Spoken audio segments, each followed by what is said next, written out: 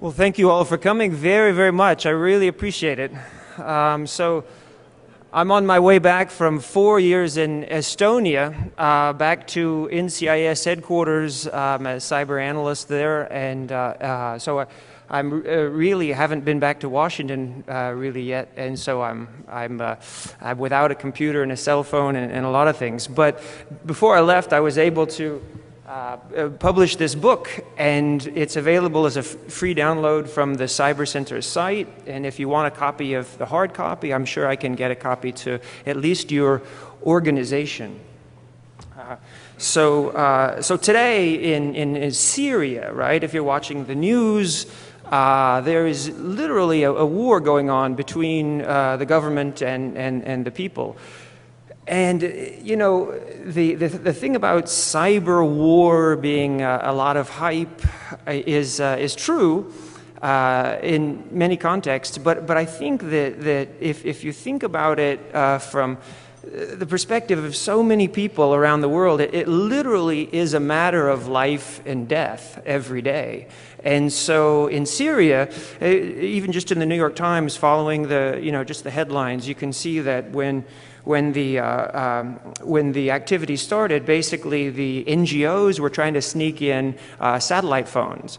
And then that was a victory, but then a week or two later, the government had figured out how to turn them off. And so, it's a game of cat and mouse, but really, this stuff shouldn't be taken lightly. I think it's quite serious, and for millions of people around the world, it is truly a life and death issue. And we're fortunate to be here at such an event where we can do all this stuff in front of the media. So there is also in Aspen, Colorado today, there is a group meeting called the Aspen Group.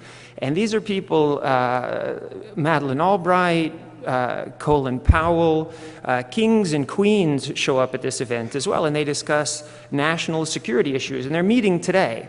And I'll let you guess what the topic is at this year's meeting. It's not goat herding, it is cyber. And so I had a chance this week to look at their topics of discussion.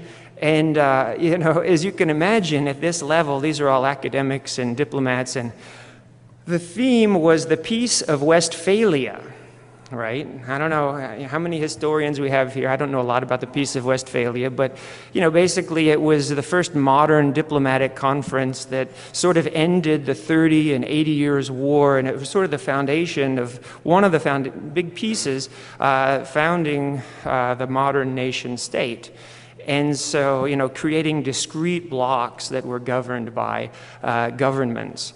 And so one of the papers they're going to discuss is a recently released paper from MIT, I guess it's Mallory, perhaps professor there, in which he talks about tagging packets on the internet according to their country of origin, cryptographically, so that you can more quickly tell which countries are responsible for bad behavior online. And I'm just passing this to you. This is today also what the senior foreign policy and national security thinkers in the country are discussing today.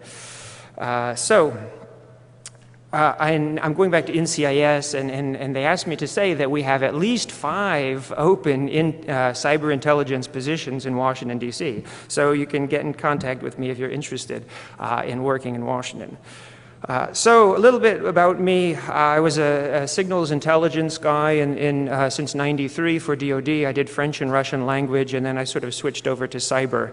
And then went to NCIS and did a tour 4 years in Estonia at the NATO Cyber Center. And I strongly believe that that NATO and or the EU will play a major role in the future of cyberspace. And the reason is because it's a large group of affluent countries that have serious assets, serious expertise, and they're on the same political military agenda to a large degree. In fact, in Afghanistan, right, they have 50,000 soldiers that part of ISAF that are fighting a war.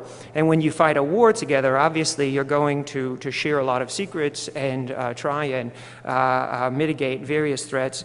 And I strongly believe that, well, because the cyber sort of security problem, at least from a national security perspective, is an international problem. I work for NCIS, and of course, every time you want to do investigation, the first thing you see are tons of foreign IP addresses, right? So then you're stuck with dealing with the law enforcement or counterintelligence organizations of another country, and before you can proceed, unless you want to take,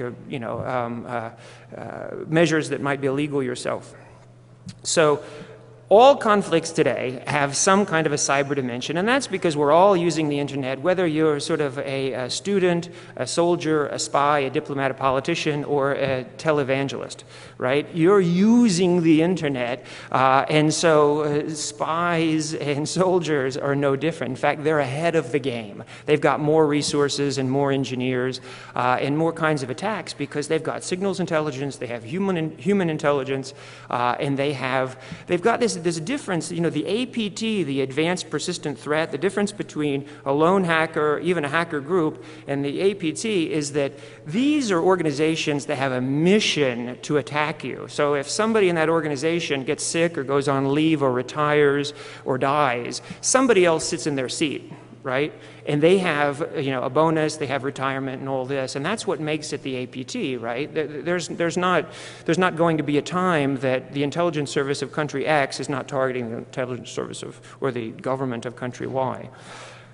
But nobody knows how big of a threat cyber war and cyber terror are. In fact, there's a lot of hype, and there's a lot of arcane tools and tactics that politicians don't understand, and they're speaking about without sort of connecting the tactics and strategy of cyber. But this talk is going to be about strategic solutions, and so I think it's cybersecurity has essentially evolved from a technical discipline to this big strategic concept that politicians can understand. And they, instead of managing 1, 10, or even 1,000 computers, have to think about millions of computers. There's about 400 million computers in the United States that are connected to the internet. And so it's a lot like alcoholism or the drug policy or education or something. You're trying to think about how to come up with national solutions to this, and so that's what we'll look at. These are a combination of different mixtures of technical, political, and military. But I'm trying to think, if you're sitting in the White House or you're sitting in the biggest office at the Pentagon with a window, how you're thinking about cybersecurity. And I think IPv6 is one of the possible solutions that you're looking at. I think basically updating military doctrine in accordance with the best of our understanding of military doctrine, i.e. Sun Tzu. You're trying to deter cyber attacks. You're trying to threaten either to deny someone the ability to attack you or to punish them for attacking you. And you're trying to articulate that to your adversary, which is deterrence.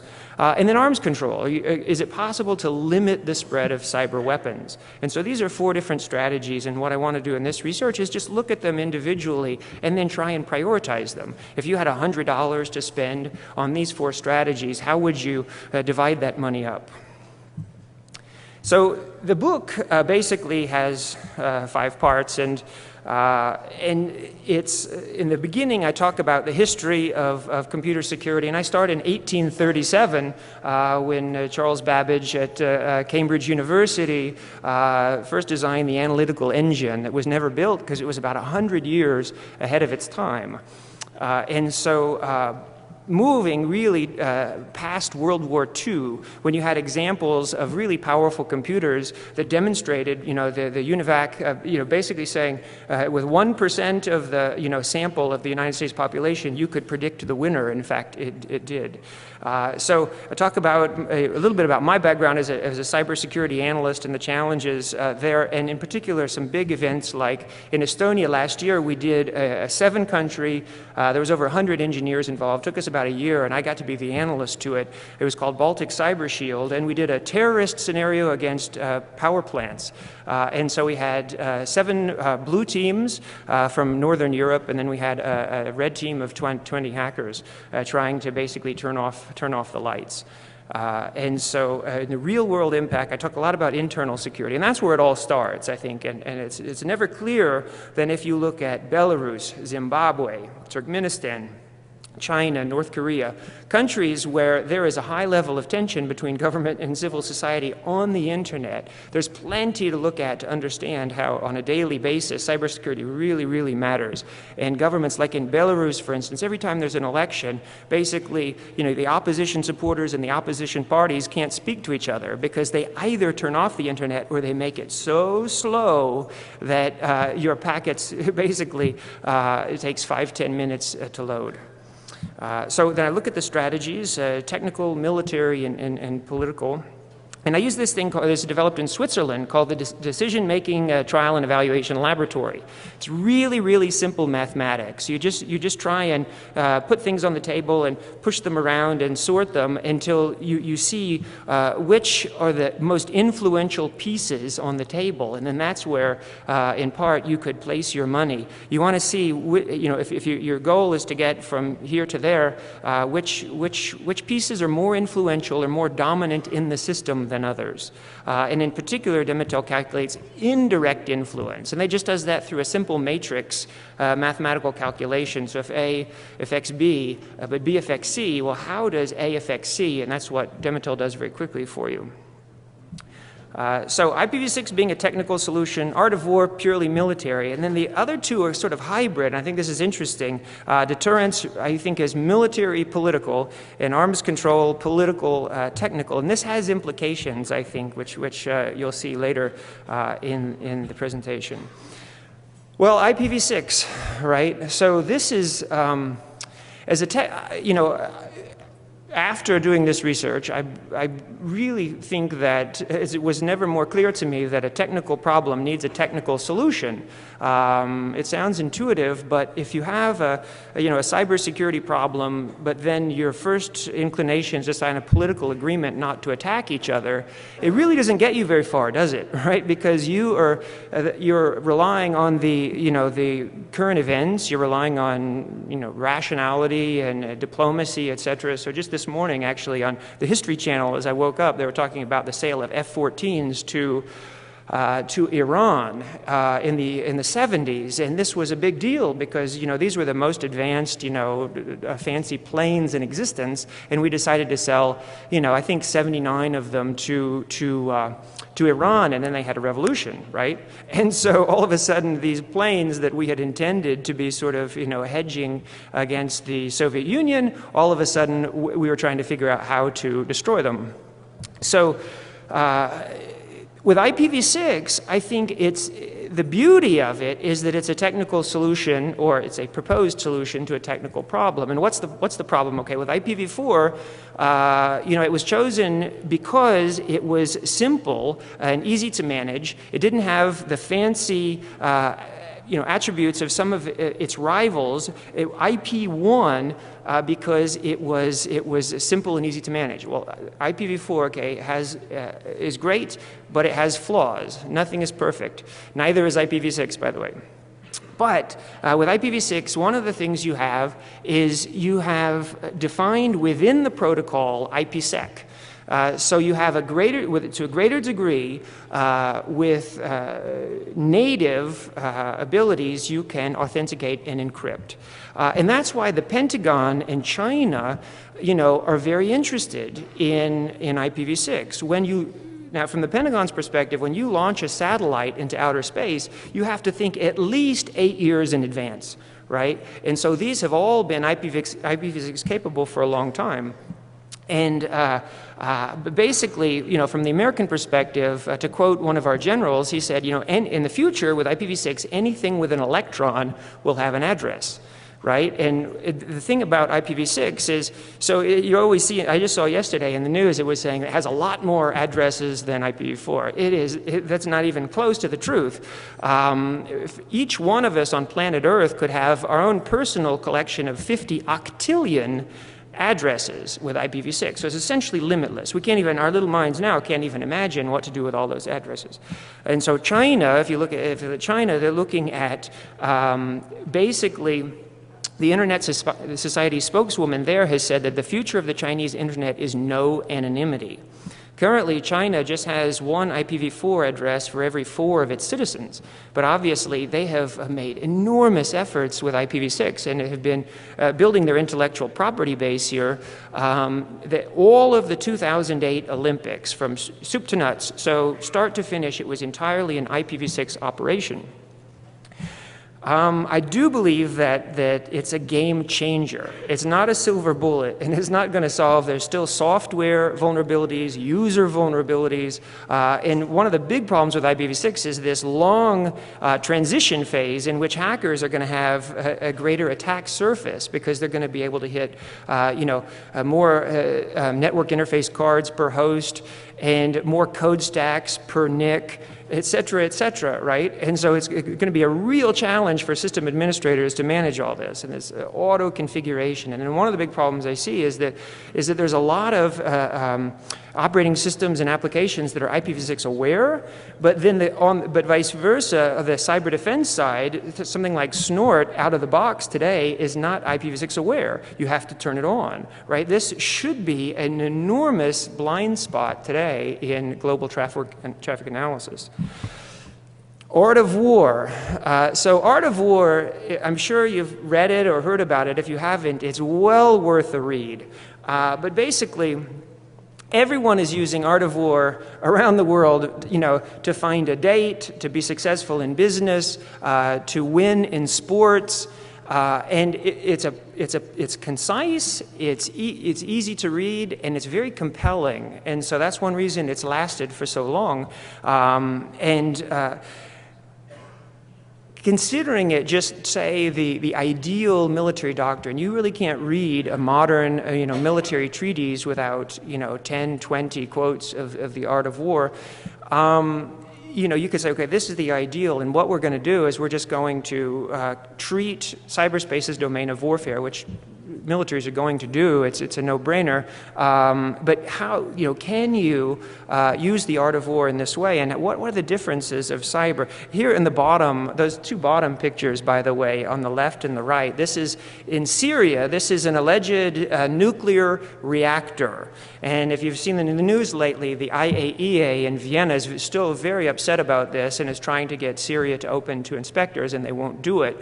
But this is the nuclear reactor before and after an attack that was almost certainly the Israeli Air Force that demolished it. But the key piece here is that it's been widely speculated that a cyber attack essentially turned off the Syrian air defense prior to the jets crossing the border.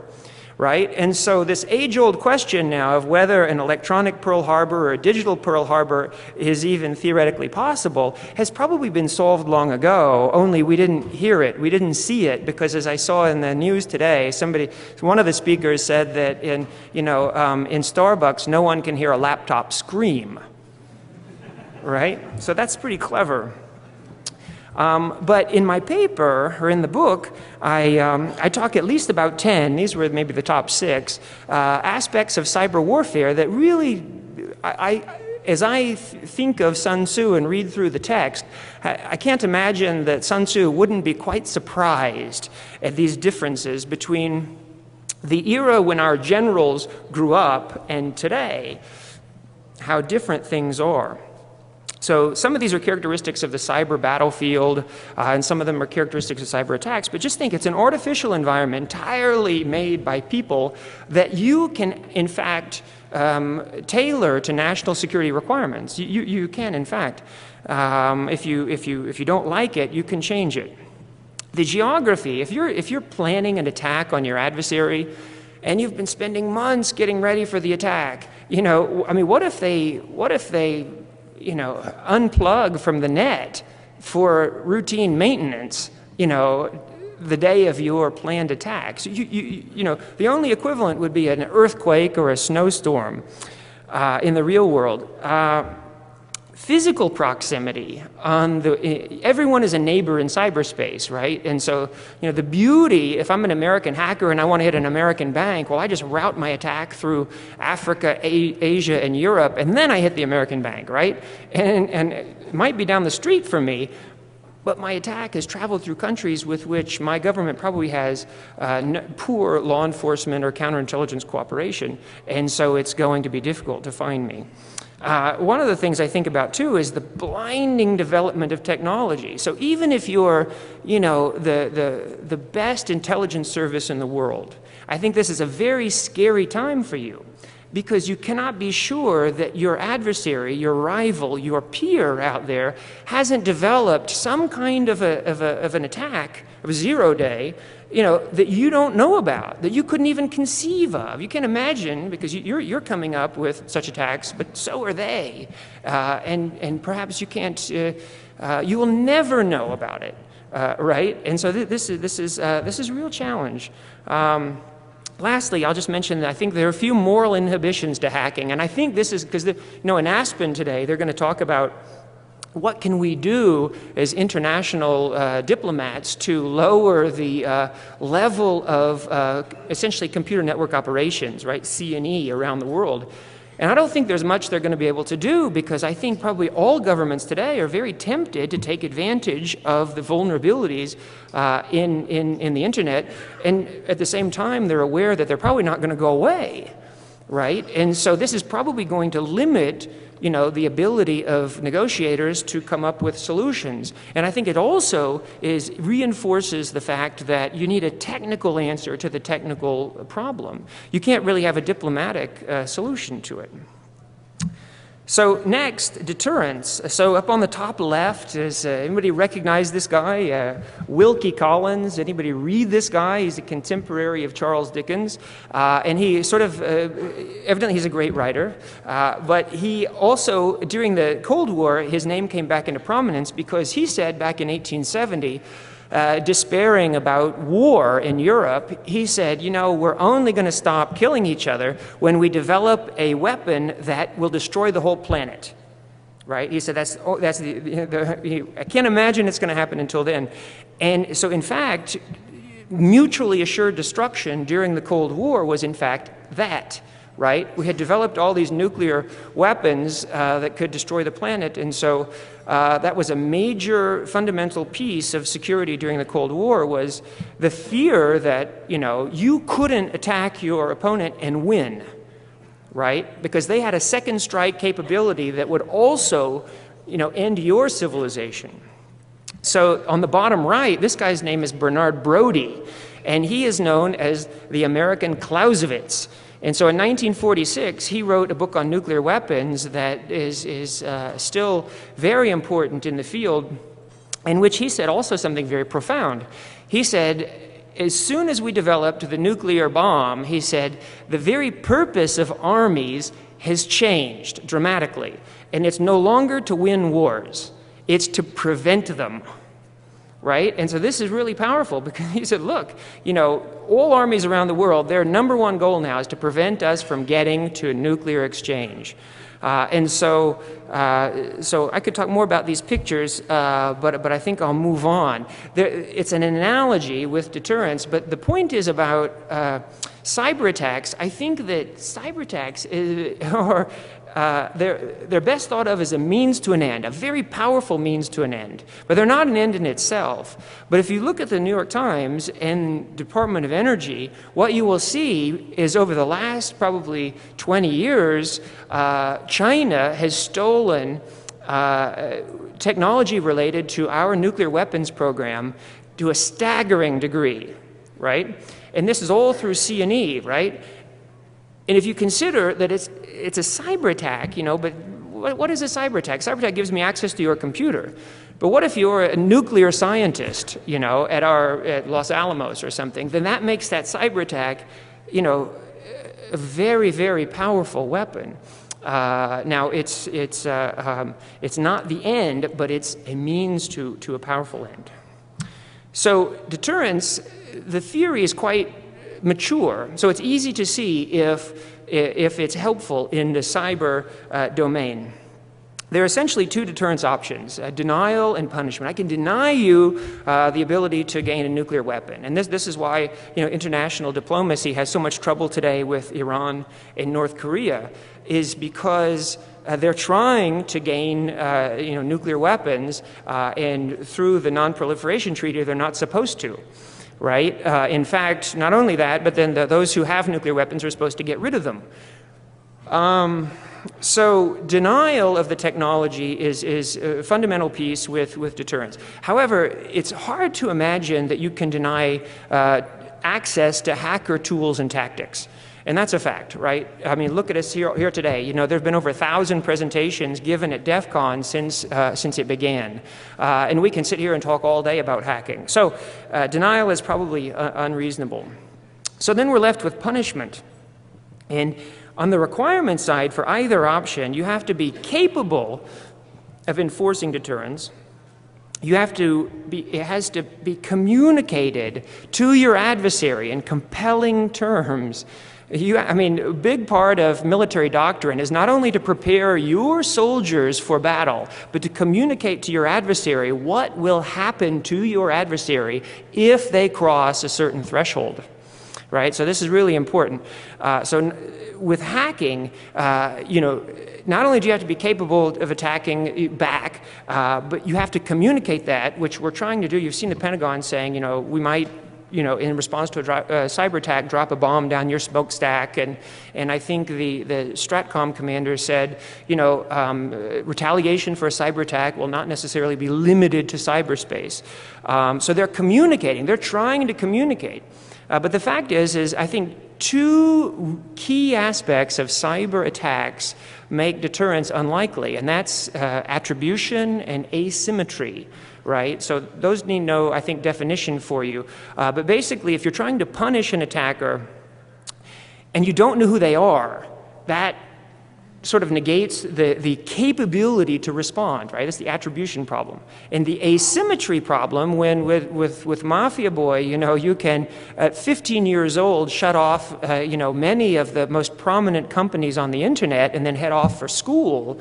That's an example of asymmetry, and there's countless examples of asymmetry. And just think of the perspective of a student. And if you're a student, instead of the older people in the room, when we were students, we used to have to go to the library at night and page through books. What are books, right? And but today, if you're a student and you think, I want to write about this particular topic, you log into an academic database, and then you go into Thomson Reuters or something, and you sort a search on your topic just by citation count. And in minutes, maybe 2-3 minutes, you've got a list of the top 20 articles ever written on the topic you want to write about. And you can print them off or save them to your desktop. Is a big difference. So attribution and asymmetry, I think, really chip away at capability and credibility. So lastly, we have arms control. So arms control, I'm involved from the Cyber Center. I've gotten into a joint Russian-Chinese group that meets twice a year, and we discuss the current state of diplomacy relative to cybersecurity. So it's been a lot of fun. We meet in the spring in Garmisch and in the fall in Moscow. And the Russians in particular have suggested that the Chemical Weapons Convention be a model for a cyber weapons convention. So then at one of their big conferences, basically, that we've had, I wrote a paper on it and presented it, and I had it published in the Computer Law and Security Review as well. And basically, I thought it was quite fascinating, because, the idea that you can define a cyber weapon and then prohibit a cyber weapon and then inspect for a cyber weapon. This is really key, because these are fundamental aspects of arms control, which is sort of coming to an agreement and saying, I'm not going to, buy this weapon. I'm not going to use this weapon. In fact, the weapons I have, I will destroy. So, I don't want to go into all these, but, a thumb drive today, this is, the 256 gigabyte thumb drive, which a few months ago was about $700. Over 2 trillion bits of data on that thumb drive. And you can see one of the inspection vehicles at the top right. Bringing these two things together is really going to be a challenge, right? How do you inspect cyberspace? And so Again, with arms control, this is a fairly mature and well-defined domain. And so what I did was I looked at the Chemical Weapons Convention, and I came up with these 5 principles, and I think easy to apply, or political will. You can find no end of political leaders saying that, you know, this is a threat to the world and we have to address it. A really funny story, if you missed it a few years ago, was that Angela Merkel from China, from Germany, whenever she was going to visit China, Spiegel magazine, right before she left on a major diplomatic or head of state visit, ran this expose on the fact that her ministry and many other German ministries had been in fact infiltrated by Chinese cyber spies. And so that became the story of the day. Instead of, you know, regular diplomacy, it was all about cyber attacks. And so really shortly after her visit, one of the most senior Chinese officials in an armed forces journal published an article basically saying, look, you know, we also are major victims of cyber attacks, and we lose vast quantities of data, and we need to come up with some kind of a strategy in the future to lower the level of tension. So I'll skip over to the hard to apply.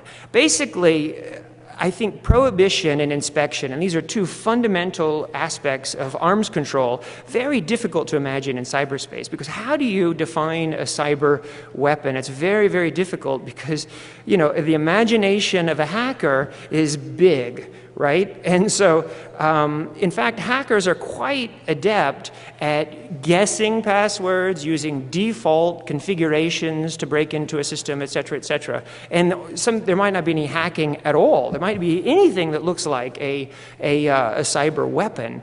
And so it's very hard to define. Even last year in the month of May, Kaspersky Lab had over 40,000 unique specimens of malware.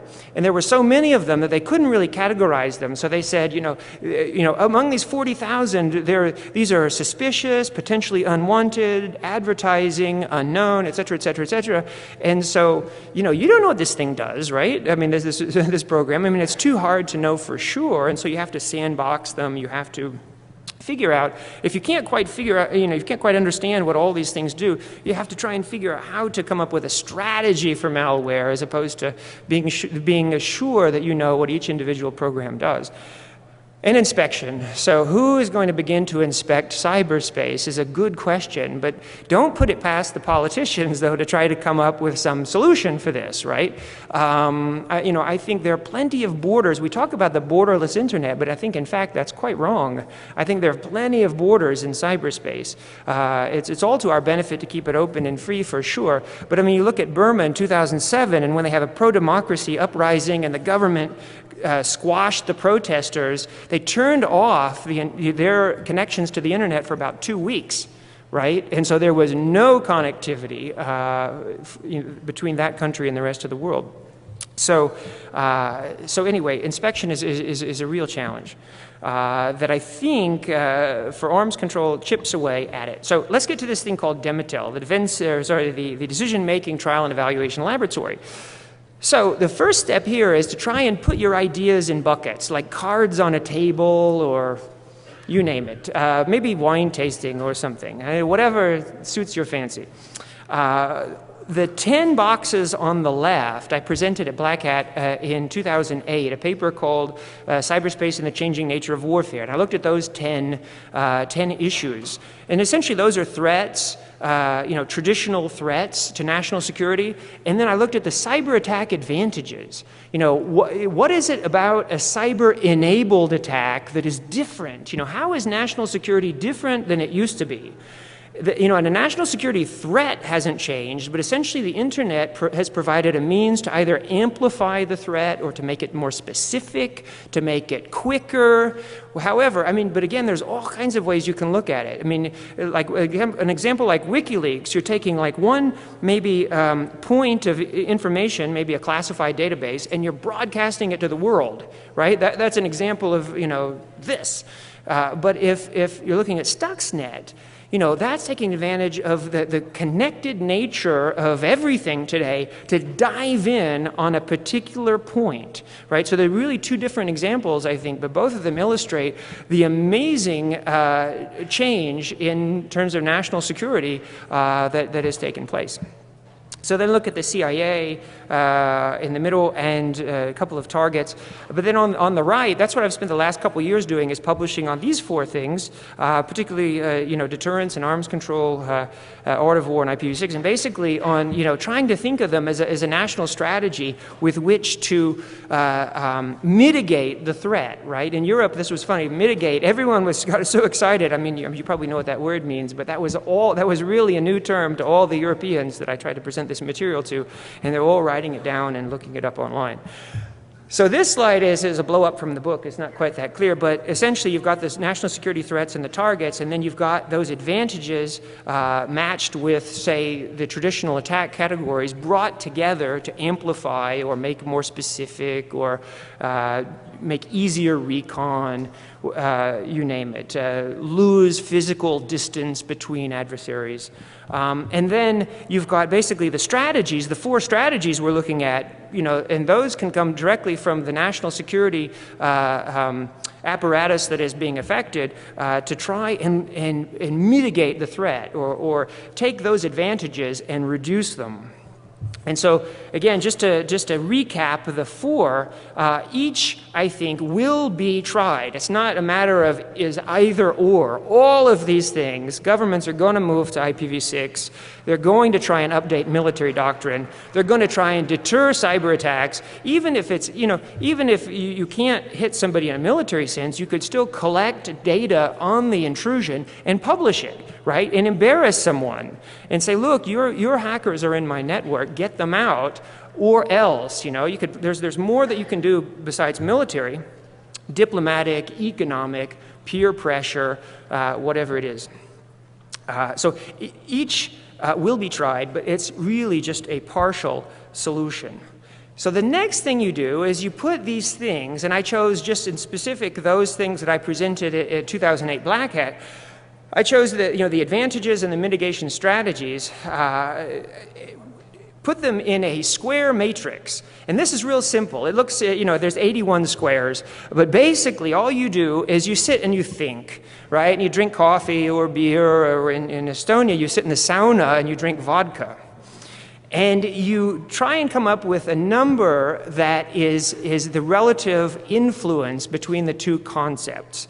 And I wouldn't get hung up on any one of these because I'm sure they're mistakes and you would have your own. But the cool thing is the mathematics is really simple, and you can tailor a matrix very quickly actually to your own needs.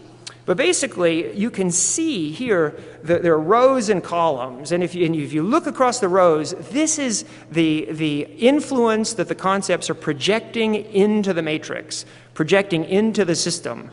And then if you look at the columns, they're the same concepts, but it's how they're being influenced by the other concepts in the system. So it's real easy, and I'll show you in a second more clearly. But basically, you add the rows and you add the columns, and then you can do more creative things. If you add the rows, what you get is the direct influence. And so all you're doing is adding those numbers across. And the clear winner to begin with in the first matrix is anonymity. And I do believe this is quite logical. The most important factor today in strategic cybersecurity is the anonymity of an attacker. The reason is because deterrence, retaliation, prosecution, pressure, you name it. If you don't know who's attacking you, none of those things are going to work, or at least work very well. The second thing is the myriad IT vulnerabilities that they have that they can attack, right? So there's about 100 additions to CVE every month, right? And so that provides an enormous amount of room of attack space. And there are 0 days. And if you're talking about a military or an intelligence organization, they have signals intelligence, they have human intelligence. If they want your password, they're probably going to listen to your phone call, right? And they're going to get it out of some out-of-bounds channel. And so what does that do? I mean that's sort of a nation-state threat, again, that really separates nation-state from any other organization, is just the engineering resources, the money, and the time horizon and the mission that they have. So down at the bottom, you have deterrence and arms control. And I think that's also quite intuitive because these things rely on politics, they rely on diplomacy, trusting an enemy, you know, to do something. And so it's not surprising that they're going to be down, I think, at the bottom of the list. Now, that was adding the rows. If you add the columns, if you can visualize the matrix again, just add the columns, it's how they're being, each concept is being influenced by other concepts in the matrix. And what you see here, what I call, for the purposes of my book, is susceptibility to influence. And so at the top, you have cyber attack deterrence, and I think, again, it's purely political military calculation. It's subject to the human failings, psychology, etc. And so there's no surprise that it's at the top of susceptibility to influence. At the bottom, and this is going to be key for the final result, is IPv6. Right? And IPv6, it's not surprising it's at the bottom because it's just technology. It's not susceptible to influence in the way that politics, diplomacy, etc. are. Now also, a real challenge here is that the two top factors on the previous slide, anonymity and IT vulnerabilities, these are the two most dominant factors in the system. They are also from the bad guy, or on the bad guy's side, these are the two hardest things to influence, right? So this is going to make not only those two concepts powerful in the system, but it's going to make them even more powerful in the system. And you'll see that in a second once I run the numbers.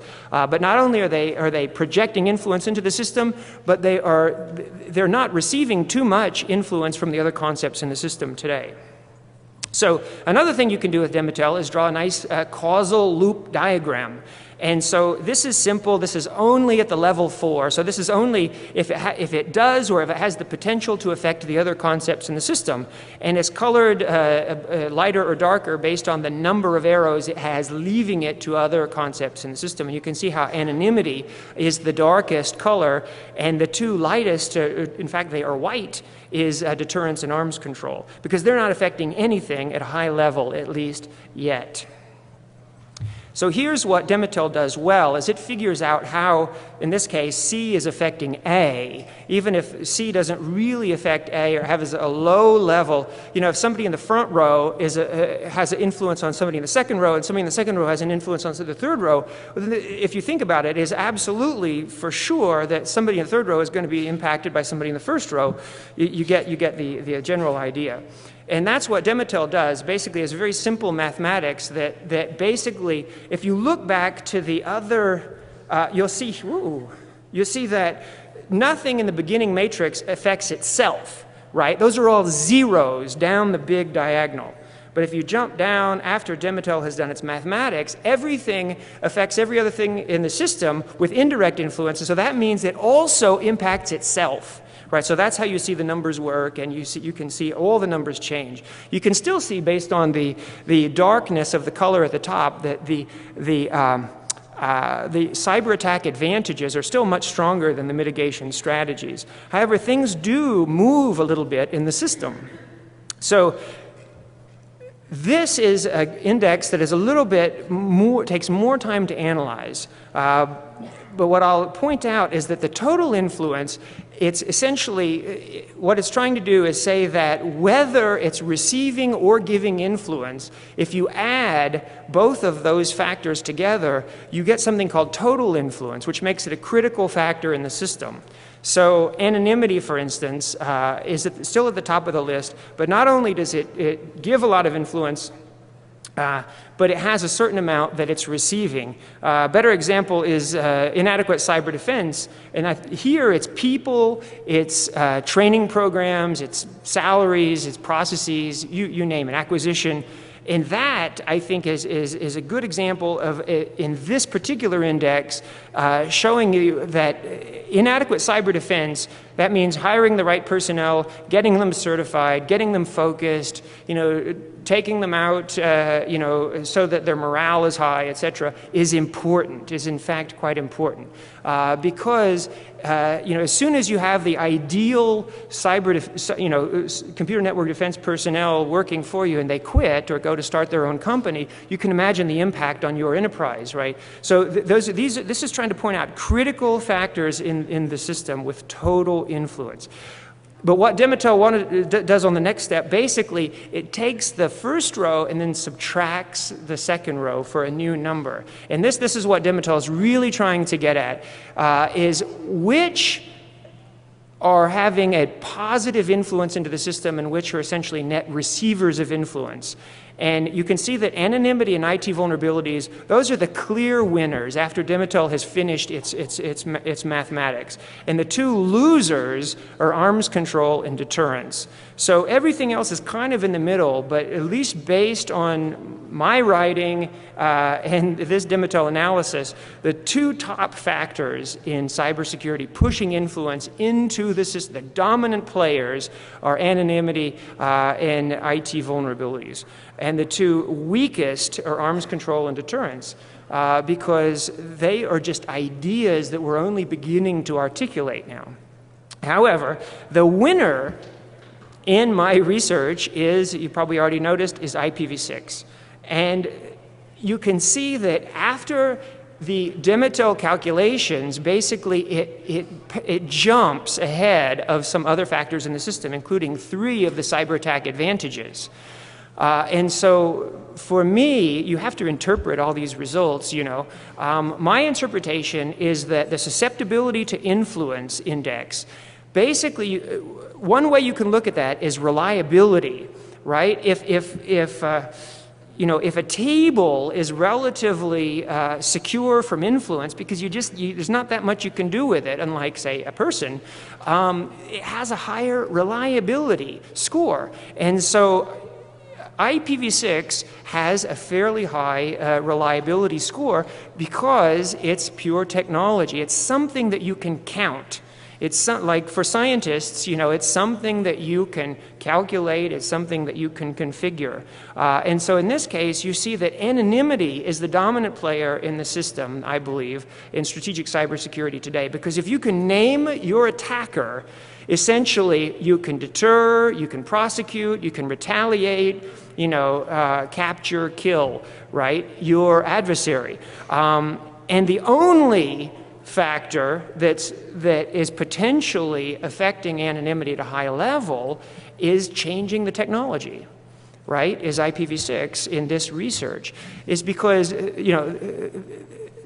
I believe that in the future also, if you think about it, the level of encryption on the internet is rising every day. And then with IPv6, you have auto configuration, you're going to have mobile devices coming in and out of your network. I think that in the future, as scary as it sounds, whitelisting is going to be much more a part of our lives, not just blacklisting, trying to stop bad IPs from hitting you. If everything is encrypted, you are going to more than ever want to know who you're communicating with and who the people in your organization are communicating with. And so how are you going to do that? You're going to try and authenticate them, right? You're going to authenticate them with IPsec, DNSSEC, telephone, biometrics,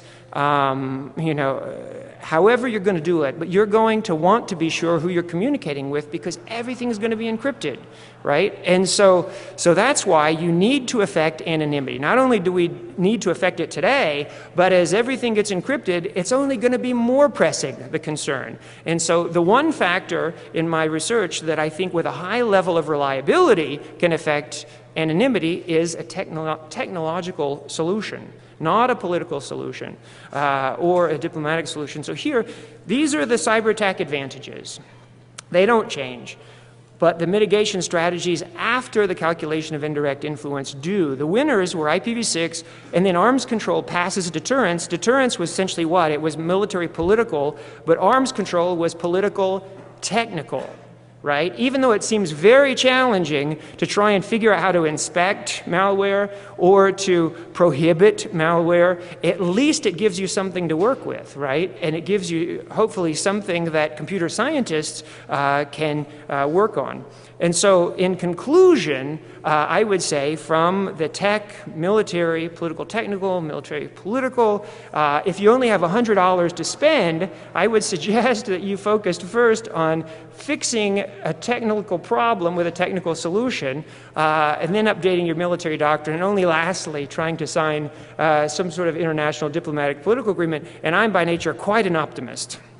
So that's against my better judgment. These are the publications that went into the book. Again, it's a free download, so the price is right. And feel free to email me or call if you have any questions, or if you'd like a hard copy for your organization. So many thanks for your time, and all the best.